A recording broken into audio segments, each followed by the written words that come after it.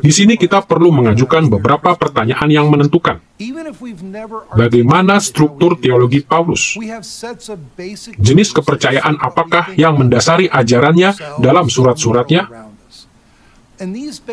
Jawaban dari pertanyaan-pertanyaan ini sangat penting untuk menolong kita mengerti Paulus dengan tepat. Karena Paulus sangat mempengaruhi banyak tradisi Kristen, maka mustahil untuk menyebutkan bagaimana setiap tradisi mengerti teologinya.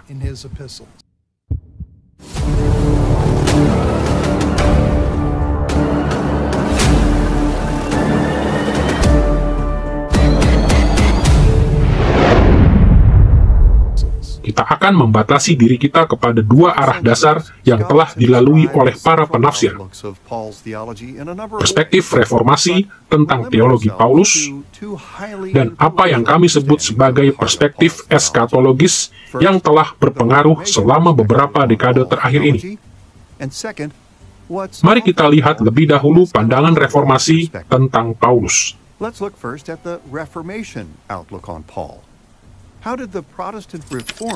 Reformasi. Bagaimana para reformator Protestan mengerti struktur teologi Paulus? Selama abad-abad sebelum reformasi, Gereja Katolik Roma mengajarkan bahwa keselamatan memerlukan baik anugerah Allah maupun kelayakan manusia. Menurut ajaran ini, pembenaran adalah sebuah proses panjang yang olehnya Allah mengalirkan atau infuse anugerah kepada orang percaya. Dan anugerah ini memampukan orang percaya untuk menjadi lebih benar dengan melakukan perbuatan baik. Manusia sepenuhnya dibenarkan dan diselamatkan apabila mereka telah melakukan cukup banyak perbuatan baik untuk dianggap sungguh-sungguh benar menurut standar hukum Allah. Tetapi ketika para reformator terkemuka seperti Martin Luther, Ulrich Zwingli, dan John Calvin membaca surat-surat Paulus, mereka menyimpulkan bahwa tafsiran legalistik Katolik tentang Paulus tersebut salah. Mereka mengikuti ajaran Agustinus bahwa pembenaran diperhitungkan atau imputed sekali untuk selamanya dan sepenuhnya tanpa perbuatan manusia, bukan dialirkan dalam waktu lama dan digabungkan dengan usaha manusia. Pengudusan, proses panjang kehidupan Kristen, mengikuti pembenaran dan berlangsung terus sepanjang hidup orang percaya. Tetapi pembenaran adalah deklarasi legal dari Allah sekali untuk selamanya bahwa orang percaya telah dibebaskan dari kesalahan dosa dan kepadanya ditambahkan kebenaran Kristus. Kepercayaan ini dikenal sebagai sola fide, hanya melalui iman. Sebab pandangan ini memahami bahwa kita dibenarkan hanya melalui iman kepada Kristus, dan bukan melalui iman ditambah dengan perbuatan baik kita. Tidak diragukan lagi, para reformator itu benar ketika mereka menemukan doktrin ini dalam tulisan-tulisan Paulus. Dalam gereja mula-mula, sebagian golongan orang percaya Yahudi yang dikenal sebagai kelompok Yudais atau Judaizers beranggapan bahwa keselamatan adalah hasil campuran antara anugerah ilahi dan perbuatan manusia. Tetapi Paulus menentang legalisme ini dalam gereja mula-mula dan menekankan bahwa pembenaran adalah suatu peristiwa unik yang terjadi di luar perbuatan-perbuatan Taurat. Paralel di antara pertentangan pada zaman reformasi dengan pertentangan yang Paulus hadapi cukup jelas. Legalisme Gereja Katolik Roma secara kasar mirip dengan legalisme kelompok Yudais, dan sola fide reformasi sejajar dengan ajaran Paulus. Akibatnya, secara umum, orang Protestan telah meyakini bahwa Paulus mengembangkan teologinya terutama di seputar tema mengenai bagaimana keselamatan diterapkan kepada orang-orang percaya perorangan. Dalam ungkapan teologis tradisional, teologi Paulus dianggap dibangun di seputar Ordo Salutis, atau urutan keselamatan, yaitu proses yang melaluinya keselamatan dalam Kristus diterapkan kepada Anda dan saya. Dalam tradisi reformasi, kebanyakan orang Protestan percaya bahwa Ordo Salutis, dan khususnya pembenaran hanya melalui iman, adalah konsep yang paling inti dalam teologi Paulus. Mereka percaya inilah intisari teologi Paulus. Tentu saja selama berabad-abad, orang-orang Protestan telah menyadari bahwa Paulus mempercayai banyak hal selain pembenaran hanya melalui iman. Ia sangat memperhatikan sejarah panjang penebusan Allah yang memuncak dalam kematian dan kebangkitan Kristus. Dalam istilah teologis, kita menyebut aspek ajarannya ini sebagai historia salutis, atau sejarah keselamatan. Tetapi secara lebih luas, sampai beberapa tahun belakangan ini, pengertian tradisional tentang teologi Paulus adalah bahwa sejarah keselamatan kurang penting dibandingkan dengan urutan keselamatan. Bahkan sekarang ini pun, kebanyakan orang Protestan tidak memandang sejarah keselamatan sebagai inti teologi Paulus.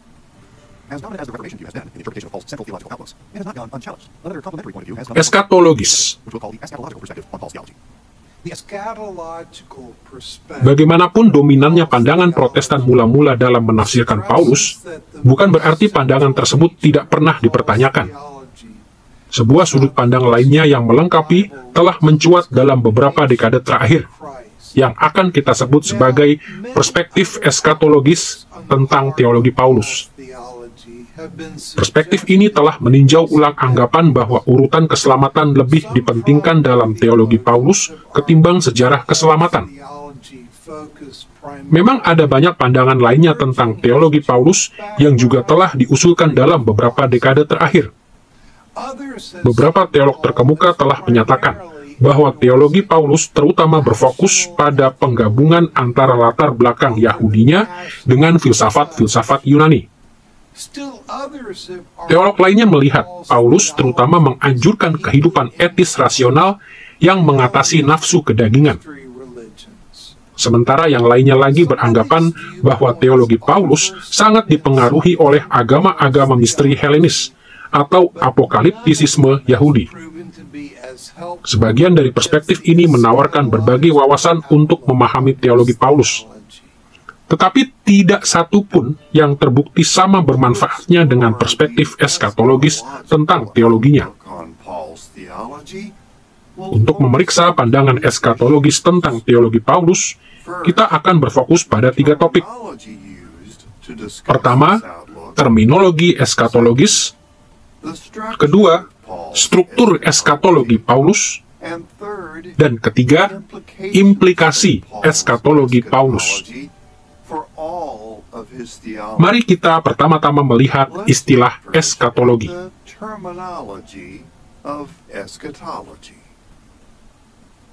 Terminologi.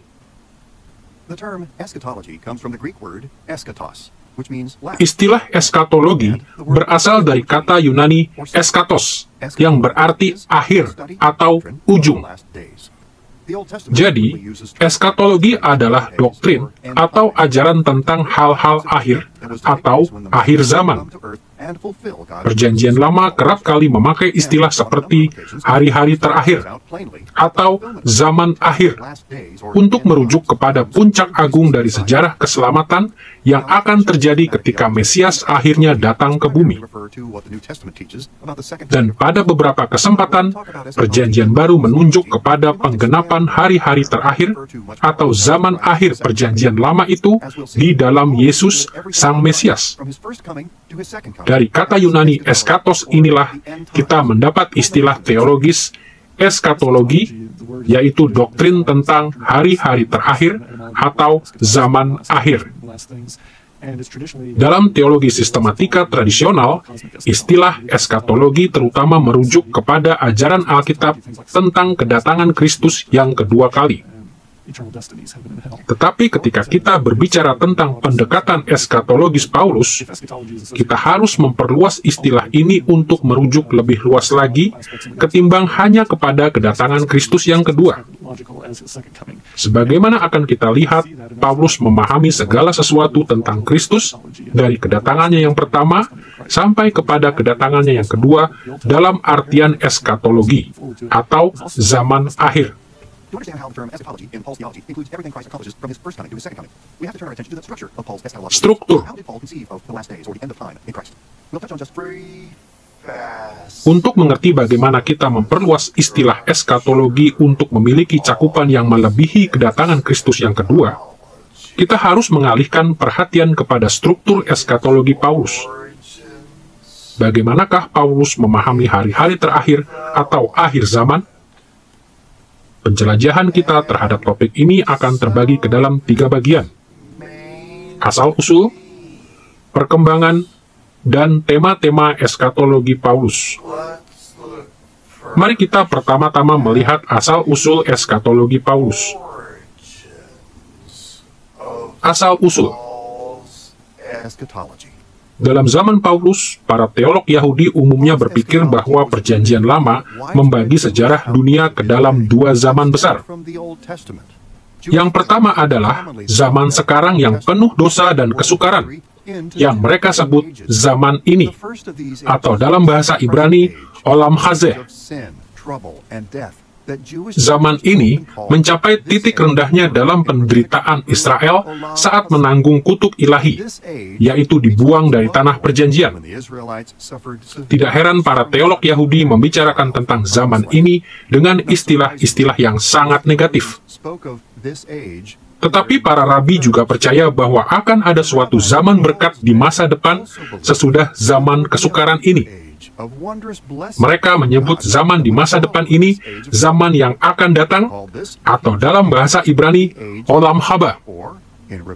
Dalam zaman yang akan datang ini, akhirnya Allah akan menggenapi semua janji berkat-Nya kepada Israel. Kebanyakan kelompok Yahudi dalam zaman Paulus percaya bahwa munculnya Mesias akan menjadi titik balik yang menentukan di antara kedua zaman ini. Ketika Mesias datang, Ia akan membawa hari Tuhan, hari ketika Allah akhirnya memberkati umat-Nya dan membinasakan musuh-musuhnya.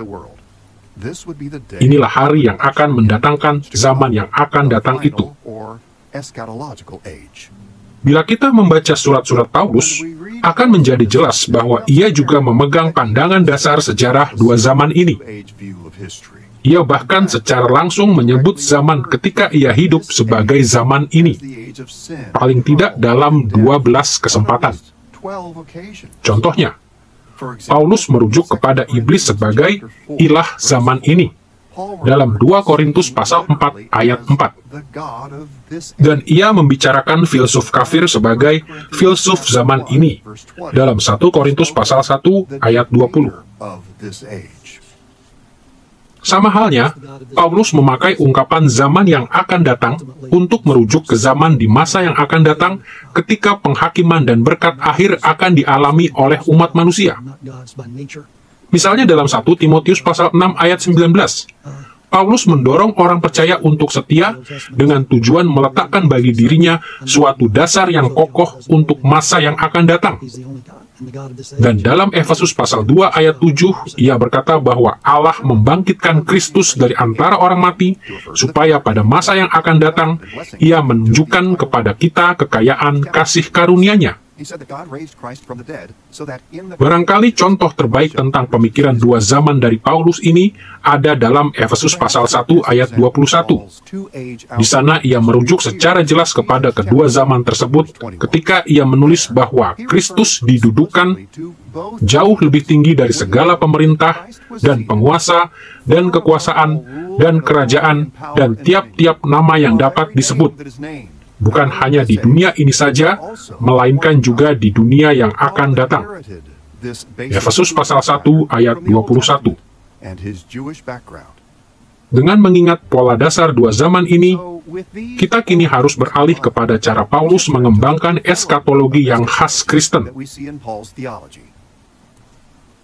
perkembangan. Anda ingat bahwa dalam eskatologi tradisional Yahudi, titik balik di antara zaman ini dengan zaman yang akan datang adalah munculnya Mesias. Selama berabad-abad, orang Yahudi telah percaya bahwa apabila Mesias datang, umat Allah akan langsung menerima berkat penuhnya, sedangkan musuh-musuhnya akan langsung mengalami kebinasaan. Namun sebagai pengikut Yesus, Paulus menghadapi tantangan serius terhadap kepercayaan yang sudah lama dipegang ini. Ia tahu bahwa Yesus adalah Mesias Israel. Tetapi ia juga tahu bahwa Yesus belum membawa dunia kepada akhir yang bersifat klimaks, sebagaimana yang Israel harapkan. Seperti Yesus sendiri, dan seperti bagian lainnya dalam Perjanjian Baru, Paulus menjawab masalah ini dengan mengubah eskatologi Yahudi tradisional. Penjelasan Paulus ialah, peralihan dari zaman ini ke zaman yang akan datang bukanlah merupakan suatu perpindahan sederhana dari zaman yang satu ke zaman berikutnya. Sebaliknya, peralihan itu melibatkan periode tumpang tindih ketika kedua zaman berlangsung secara simultan. Menurut perspektifnya ini, zaman yang akan datang telah diresmikan melalui kematian, kebangkitan, dan kenaikan Kristus. Paulus juga yakin bahwa ketika Kristus datang kembali dalam kemuliaan, zaman yang jahat ini akan berakhir, dan zaman yang akan datang akan tiba dalam seluruh kepenuhannya dengan berkat-berkat puncak untuk umat Allah dan penghakiman akhir untuk para musuhnya. Sementara itu, kedua zaman tersebut, zaman ini dan zaman yang akan datang, berlangsung secara berdampingan.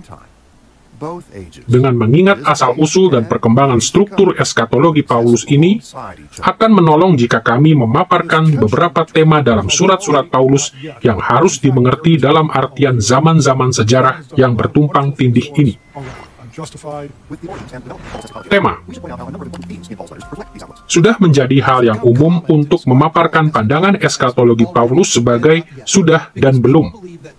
Sebab Paulus percaya bahwa beberapa aspek dari zaman akhir atau hari-hari terakhir telah menjadi kenyataan dalam Kristus, sementara aspek-aspek lainnya belum diwujudkan. Mari kita menyingkapkan makna dari deskripsi ini. Di satu pihak, menurut Paulus, zaman yang akan datang sudah hadir di sini dalam berbagai cara. Akan kami sebutkan 3 cara tema ini muncul dalam tulisan Paulus. Pertama-tama, Paulus mengajarkan bahwa tahap akhir dari kerajaan Allah telah dimulai ketika Yesus naik ke tahta surgawinya. Sebagai contoh, Paulus menulis dalam Efesus pasal 1 ayat 20-21 bahwa ketika Bapa membangkitkan Kristus dari antara orang mati, Ia mendudukkan Dia di sebelah kanannya di sorga, jauh lebih tinggi dari segala pemerintah dan penguasa dan kekuasaan, dan kerajaan, dan tiap-tiap nama yang dapat disebut. Bukan hanya di dunia ini saja, melainkan juga di dunia yang akan datang. Efesus pasal 1 ayat 20-21. Meskipun pada zaman sekarang, pemerintahan Kristus telah diwujudkan terutama dalam lingkup surgawi dan bukan di bumi, tetaplah benar bahwa Kristus telah memerintah di atas segala penguasa dan kuasa. Dalam pengertian ini, pemerintahan Allah dalam zaman yang akan datang adalah suatu realitas masa kini. Aspek kedua dari zaman yang akan datang yang sudah hadir bersama kita ialah kecapan awal dari warisan kekal kita dalam Roh Kudus. Paulus mengajarkan bahwa ketika Kristus naik ke tahtanya di sorga, Ia mencurahkan Roh Kudus ke atas gereja sebagai kecapan awal dari warisan penuh yang akan kita terima ketika Kristus datang kembali. Dalam Roma pasal 8 ayat 23, Paulus menjelaskan hal ini dengan berkata bahwa orang percaya adalah orang yang telah menerima karunia sulung roh. Karunia sulung adalah terjemahan untuk kata Yunani aparke, yang adalah terjemahan dari istilah Perjanjian Lama untuk bagian pertama dari suatu tuaian. Buah sulung ini menunjukkan bahwa ada tuaian yang lebih besar yang akan terjadi di masa depan. Jadi bagi Paulus, karunia Roh Kudus dalam kehidupan setiap orang percaya adalah kecapan pertama dari berkat agung di zaman yang akan datang. Dengan cara yang sama, menurut Efesus pasal 1 ayat 14, Roh Kudus sendiri adalah jaminan bagian kita sampai kita memperoleh seluruhnya, yaitu penebusan yang menjadikan kita milik Allah. Efesus pasal 1 ayat 14. Istilah Yunani yang diterjemahkan jaminan adalah arabon. Terminologi ini menunjuk kepada Roh Kudus sebagai uang muka atau jaminan dari Allah untuk kita yang menjamin bahwa kita akan menerima lebih banyak lagi dari Allah di masa depan. Sekali lagi, Roh Kudus adalah berkat dari zaman yang akan datang yang kini telah Allah berikan kepada kita. Akhirnya, Paulus menunjuk kepada fakta bahwa Kristus telah meresmikan ciptaan baru yang diasosiasikan dengan zaman yang akan datang. Karena apa yang telah Kristus lakukan, orang percaya kini menikmati sebagian dari penciptaan ulang dunia. Dalam Perjanjian Lama, Allah telah berjanji kepada umatnya bahwa pada hari-hari terakhir, Ia akan sepenuhnya menciptakan ulang dunia ini, dengan menjadikannya sesempurna keadaannya sebelum manusia berdosa di Taman Firdaus. Perhatikan bagaimana Tuhan memaparkan zaman yang akan datang itu kepada Yesaya dalam Yesaya pasal 65 ayat 17 berikut. Lihat, aku akan menciptakan langit yang baru dan bumi yang baru. Yesaya pasal 65 ayat 17 diterjemahkan dari New International Version. Dalam pikiran Paulus, fakta bahwa Kristus telah menyelamatkan manusia membuktikan bahwa penciptaan ulang dunia ini telah dimulai. 2 Korintus pasal 5 ayat 17 mengungkapkan gagasan ini dengan baik. Jadi, jika seseorang ada di dalam Kristus, ada ciptaan baru. Segala sesuatu yang lama sudah berlalu. Lihat, segala sesuatu telah menjadi baru. 2 Korintus pasal 5 ayat 17 diterjemahkan dari New Revised Standard Version. Meskipun Paulus mengajarkan bahwa banyak aspek dari zaman yang akan datang sudah diresmikan ketika Kristus datang pertama kali, Paulus juga percaya bahwa berkat-berkat di hari terakhir belum datang secara penuh. Jadi ia memandang ke depan kepada kedatangan kembali Kristus sebagai saat ketika Kristus akan membawa penghakiman terakhir dan berkat. Sekali lagi, kita akan menyebutkan 3 cara untuk melihat perspektif Paulus. Yang pertama, seperti telah kita lihat, Paulus mengajarkan bahwa Kristus, Sang Raja, kini sedang memerintah dari tahtanya di sorga. Tetapi Paulus juga percaya bahwa ketika Kristus datang kembali, Ia akan menghadirkan kepenuhan kerajaan Allah. Dengarlah bagaimana Ia menyatakan hal ini dalam 1 Korintus pasal 15 ayat 24-26 berikut. Kemudian tiba kesudahannya, yaitu bila mana Ia, yaitu Kristus, menyerahkan kerajaan kepada Allah Bapa, sesudah Ia membinasakan segala pemerintahan, kekuasaan, dan kekuatan. Karena Ia harus memegang pemerintahan sebagai Raja sampai Allah meletakkan semua musuhnya di bawah kakinya. Musuh yang terakhir yang dibinasakan ialah maut. 1 Korintus pasal 15 ayat 24-26. Ayat-ayat Alkitab ini menyatakan dengan jelas bahwa Paulus melihat melampaui pemerintahan Kristus di masa kini kepada kebinasaan segala pemerintahan, kekuasaan, dan kekuatan yang menentang maksud-maksud Allah. Kristus akan tetap berada di tahta surgawinya sampai semua musuhnya dibinasakan, termasuk maut itu sendiri. Jadi dalam pengertian tertentu, Paulus percaya bahwa kerajaan Kristus sudah hadir di sini. Tetapi dalam pengertian lainnya, ia percaya bahwa kerajaan itu masih belum hadir di sini. Yang kedua, seperti telah kita lihat, Paulus percaya bahwa Roh Kudus adalah karunia sulung tuaian keselamatan dan jaminan untuk warisan kita. Tetapi ungkapan karunia sulung atau uang muka menunjukkan bahwa penerimaan penuh warisan kita terjadi di masa depan. Dengarkan cara Paulus menyatakan hal ini dalam Roma pasal 8 ayat 23 berikut. Dan bukan hanya mereka saja, tetapi kita yang telah menerima karunia sulung roh, kita juga mengeluh dalam hati kita sambil menantikan pengangkatan sebagai anak, yaitu pembebasan tubuh kita. Roma pasal 8 ayat 23. Di sini Paulus langsung mengaitkan realitas masa kini dari karunia Roh Kudus ke masa depan. Karena zaman yang akan datang sudah hadir di sini, kita telah memiliki roh. Tetapi kita masih berkeluh kesah di dalam batin sebab kita belum menerima penebusan tubuh kita. Dengan cara serupa, Paulus menulis dalam Efesus pasal 1 ayat 14 bahwa Roh Kudus adalah jaminan bagian kita sampai kita memperoleh seluruhnya, yaitu penebusan yang menjadikan kita milik Allah. Efesus pasal 1 ayat 14. Roh adalah kecapan awal yang luar biasa, tetapi hanya kecapan awal dari penebusan yang lebih agung, warisan penuh kita. Akhirnya, meskipun ciptaan baru telah menjadi sebuah realitas spiritual dalam kehidupan orang percaya, kita juga menantikan pembaruan ciptaan secara menyeluruh dan pemerintahan kekal kita atas bumi yang baru.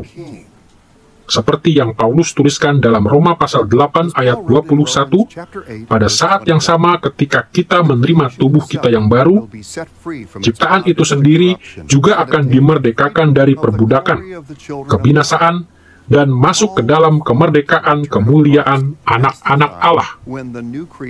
Roma pasal 8 ayat 21 diterjemahkan dari New International Version. Paulus dengan penuh pengharapan menantikan kedatangan kembali Kristus sebagai saat ketika ciptaan yang baru akan datang dengan segala kepenuhannya. Kita baru menyebutkan sebagian kecil dari cara Paulus membahas tema-tema penting sehubungan dengan zaman ini dan zaman yang akan datang.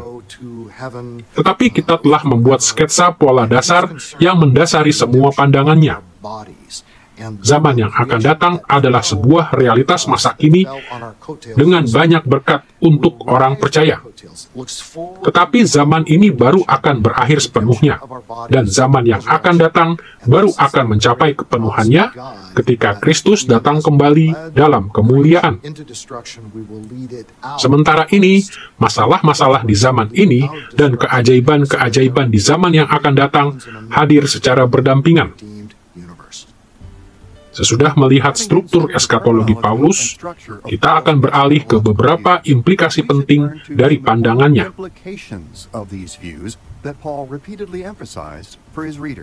Implikasi. Seperti yang telah kita lihat, Paulus kebanyakan mengungkapkan teologinya dalam konteks pelayanan pastoral. Ia tidak berfokus pada teologi abstrak, tetapi pada pengalaman konkret manusia. Bahkan, eskatologinya bukanlah sebuah abstraksi. Paulus percaya bahwa banyaknya kesukaran yang sedang menghadang gereja merupakan akibat dari ketegangan hidup selama masa tumpang tindih antara zaman ini dengan zaman yang akan datang.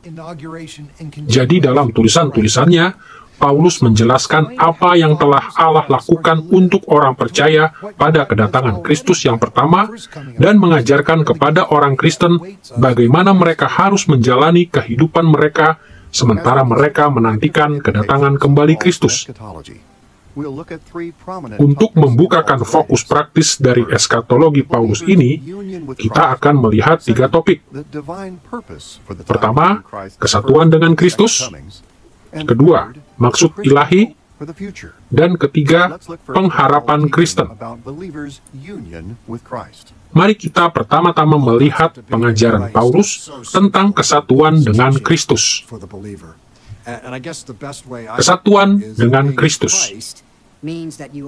Dalam Roma pasal 6 ayat 3-4, Paulus menunjukkan bahwa kesatuan kita dengan Kristus sesungguhnya memindahkan kita dari zaman ini ke zaman berikutnya. Ketika menulis tentang kesatuan dengan Kristus dalam kaitannya dengan baptisan, Paulus bertanya, Listen to what Paul said. "Atau tidak tahukah kamu bahwa kita semua yang telah dibaptis dalam Kristus, telah dibaptis dalam kematiannya? Into Christ Jesus. Dengan demikian kita telah dikuburkan bersama-sama dengan Dia oleh baptisan dalam kematian, supaya sama seperti Kristus telah dibangkitkan dari antara orang mati oleh kemuliaan Bapa, demikian juga kita akan hidup dalam hidup yang baru." We too might Roma pasal 6 ayat 3-4. As we've seen, Secara sederhana, peralihan dari zaman ini ke zaman yang akan datang terjadi secara objektif dalam kematian dan kebangkitan Kristus. Tetapi pada saat kita beriman kepada Kristus dan menerima keselamatan, kita dipersatukan dengan kematian dan kebangkitannya. Dengan demikian, kita tidak lagi hidup di bawah perbudakan dosa dan penghakiman Allah atas dosa. Kita diberikan hidup baru, hidup kebangkitan, supaya kita boleh hidup dalam kemerdekaan yang melayani Kristus. Sebagaimana Paulus selanjutnya menjelaskan dalam Roma pasal 6 ayat 10 dan 11 berikut. Sebab kematiannya, Kristus adalah kematian terhadap dosa, satu kali untuk selama-lamanya, dan kehidupannya adalah kehidupan bagi Allah. Demikianlah hendaknya kamu memandangnya, bahwa kamu telah mati bagi dosa, tetapi kamu hidup bagi Allah dalam Kristus Yesus. Roma pasal 6 ayat 10-11. Pengajaran Paulus tentang kesatuan kita dengan Kristus menerapkan eskatologi kepada kehidupan praktis semua orang percaya. Sama seperti Yesus telah meninggalkan zaman ini dan penghakiman atas zaman ini, kita juga telah dilepaskan dari dosa dan penghakiman. Dan sama seperti Yesus kini hidup dalam kuasa dari zaman yang akan datang, kita pun kini hidup dalam kuasa itu. Saat kita telah memahami bagaimana kesatuan kita dengan Kristus melalui iman telah memberi kita hidup baru, kita menghadapi pertanyaan sukar. Mengapa Allah telah merancang periode tumpang tindih di antara zaman ini dengan zaman yang akan datang? Apa maksud Allah? Maksud ilahi. Pekerjaan misi Paulus secara pribadi di antara orang-orang bukan Yahudi menjadi kesaksian untuk kepercayaannya bahwa rencana Allah untuk tumpang tindih dari zaman-zaman ini adalah untuk mempersatukan orang percaya Yahudi dan bukan Yahudi menjadi satu umat Allah. Paulus juga percaya bahwa Allah telah merancang tumpang tindih antara zaman ini dengan zaman yang akan datang, supaya gereja dapat mencapai suatu tingkat kedewasaan rohani. Terkadang ia menggambarkan hal ini dengan gambaran tentang pembangunan bait Allah, seperti dalam Efesus pasal 2 ayat 19-22. Di waktu lainnya, ia membicarakan hal ini dalam kiasan tentang tubuh manusia dewasa, seperti dalam Efesus pasal 4 ayat 15-16. Paulus mengerti bahwa pendewasaan kerohanian gereja adalah salah satu maksud inti Allah bagi tumpang tindih di antara zaman ini dengan zaman yang akan datang. Paulus menyadari bahwa pandangannya tentang sejarah tidak biasa. Hal itu belum diwahyukan di masa sebelumnya. Itu sebabnya ia menyebutnya sebagai sebuah misteri yang Allah wahyukan kepadanya dan yang harus ia jelaskan kepada orang lain. Dalam Roma pasal 11 ayat 25, Paulus menjelaskan demikian. Aku tidak ingin kamu tidak mengetahui misteri ini, saudara-saudara, supaya kamu tidak menjadi tinggi hati. Israel telah mengalami penegaran secara sebagian sampai kepenuhan jumlah orang bukan Yahudinya telah tercapai. Roma pasal 11 ayat 25 diterjemahkan dari New International Version. Dalam bagian Alkitab ini, Paulus menunjukkan bahwa Allah memakai zaman sekarang ini ketika banyak orang Yahudi telah ditegarkan terhadap Injil untuk menyelamatkan jumlah penuh atau kepenuhan dari orang bukan Yahudi, seperti yang ia katakan dalam Efesus pasal 3 ayat 4-6 berikut. Apabila kamu membacanya, kamu dapat mengetahui daripadanya pengertianku akan rahasia Kristus, yang pada zaman angkatan-angkatan dahulu tidak diberitakan kepada anak-anak manusia, tetapi yang sekarang dinyatakan di dalam roh kepada rasul-rasul dan nabi-nabinya yang kudus. Misteri ini adalah bahwa melalui Injil, orang-orang bukan Yahudi turut menjadi ahli-ahli waris bersama-sama dengan Israel, menjadi anggota-anggota dari satu tubuh, dan bersama-sama berbagian dalam janji yang diberikan dalam Kristus Yesus. Efesus pasal 3 ayat 4-6 diterjemahkan dari New International Version. Pandangan Paulus tentang maksud-maksud Allah menyediakan sebuah orientasi untuk semua orang percaya yang hidup pada masa tumpang tindih di antara zaman ini dengan zaman yang akan datang. Baik pada tingkat bersama maupun perorangan, orang Kristen tidak boleh melihat periode ini sebagai masa untuk berpangku tangan menantikan kepenuhan zaman yang akan datang. Sebaliknya, Allah telah merancang periode ini agar kita giat bekerja. Ini adalah masa untuk menyelamatkan banyak orang dari tiap bangsa di bumi dan untuk membawa gereja menuju kedewasaan rohani. Karena alasan ini, Paulus membaktikan hidupnya untuk menyiarkan Injil dan membangun jemaat. Dan ia memanggil orang lain untuk ikut serta dengannya dalam pekerjaan itu. Pengajaran Paulus tentang kesatuan kita dengan Kristus selama tumpang tindih zaman ini dan zaman yang akan datang juga menyediakan sebuah sumber pengharapan hakiki untuk setiap orang Kristen, sementara mereka bergumul dengan tantangan-tantangan kehidupan. Pengharapan Kristen. Paulus mengenal banyak penderitaan dalam pelayanannya sendiri sebagai seorang rasul.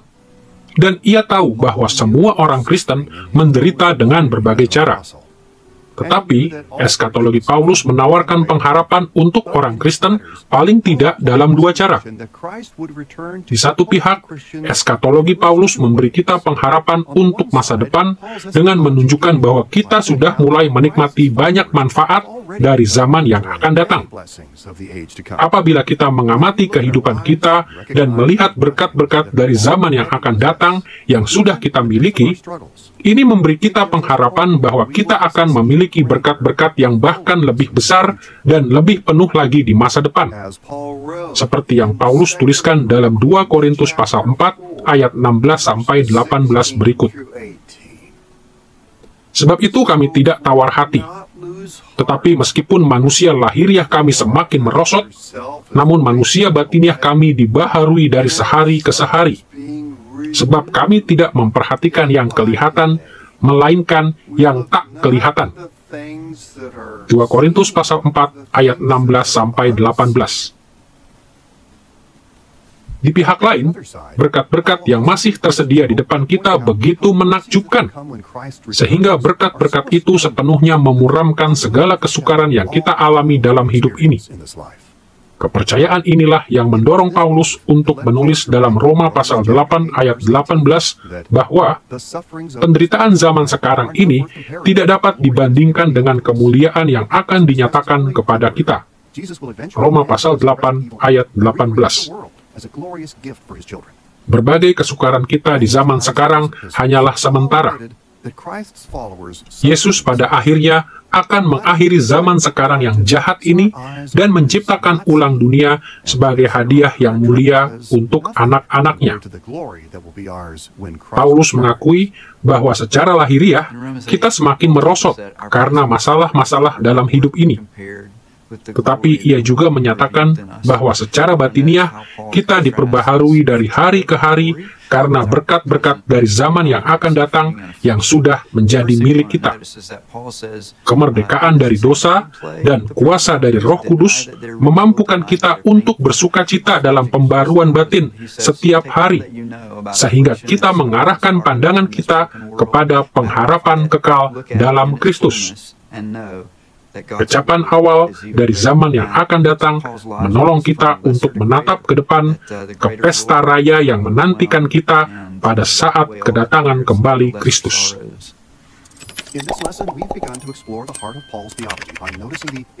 Kesimpulan. We noted how Paul's culture Dalam pelajaran ini, kita telah mempelajari tentang Paulus dan teologinya secara singkat. some of the ways Paul's apostolic Telah kita lihat bagaimana latar belakang Paulus sangat mempengaruhi teologinya dan bagaimana pelayanan rasulinya berkaitan dengan kepercayaan Kristennya. central theological outlooks that Kita juga telah memperoleh berbagai wawasan penting tentang fokus inti dari teologi Paulus dengan menyelidiki eskatologinya. Dengan mengingat perspektif ini, kita akan lebih diperlengkapi untuk melihat lebih dalam pada kehidupan Paulus dan surat-suratnya dalam pelajaran-pelajaran selanjutnya. Tidak saja kita akan memahami dengan lebih baik apa yang Paulus ajarkan kepada gereja mula-mula di zamannya, kita juga akan mampu mengerti dengan lebih jelas apa makna pengajarannya untuk kita di masa kini.